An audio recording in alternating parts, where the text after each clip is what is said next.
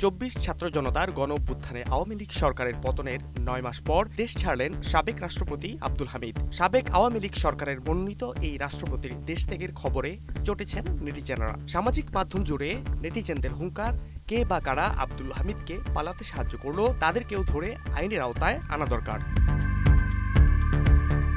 সাবেক রাষ্ট্রপতি আব্দুল হামিদের দেশ ত্যাগের বিষয়ে প্রশ্নের মুখে উপদেষ্টা পরিষদ, বিশেষ করে ছাত্র প্রতিনিধি মাহফুজ আলম ও আসিফ মাহমুদকে বাঁকা কথা বলছেন বেশিরভাগ নেটিজেনরা। এরই প্রেক্ষিতে নিজের অবস্থান ব্যাখ্যা করে ফেসবুকে স্ট্যাটাস দিয়েছেন বৈষম্য বিরোধী ছাত্র আন্দোলনের মাস্টারমাইন্ড মাহফুজ আলম। কৈফিয়ত কিংবা বাস্তবতা শিরোনামে দীর্ঘ পোস্টে তিনি যেমন ক্ষোভ প্রকাশ করেছেন, তেমনি সরকারের মধ্যে অনেকটা কোণঠাসা আছে বলেও ইঙ্গিত দিয়েছেন। অভ্যুত্থান পরবর্তী প্রশাসনিক বাস্তবতায় নিজের হতাশা আক্ষেপও প্রকাশ পেয়েছে উপদেষ্টা মাহফুজ আলমের ফেসবুক পোস্টে।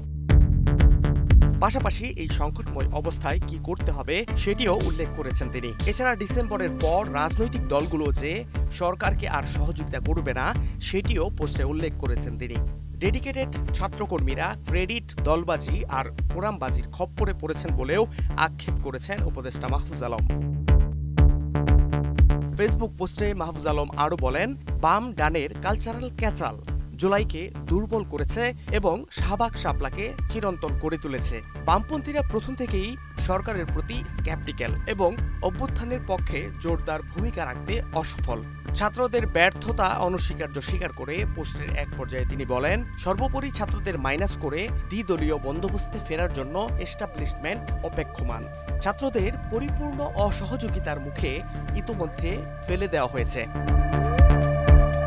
এদিকে মাহফুজ আলমের পোস্টে মন্তব্যের ঘরে নেটিজেনরা তাকে পথ ছেড়ে ছাত্র জনতার কাতারে আসার আহ্বান জানান। কিন্তু নাহিদের উদাহরণ টেনে মাহফুজ আলম বলেন, নাহিদ নেমে যাওয়ার পর কার উপকার হয়েছে জানাবেন। আবার অনেকেই মনে করছেন এখনই সরকার থেকে সরে যাওয়া অনুচিত হবে।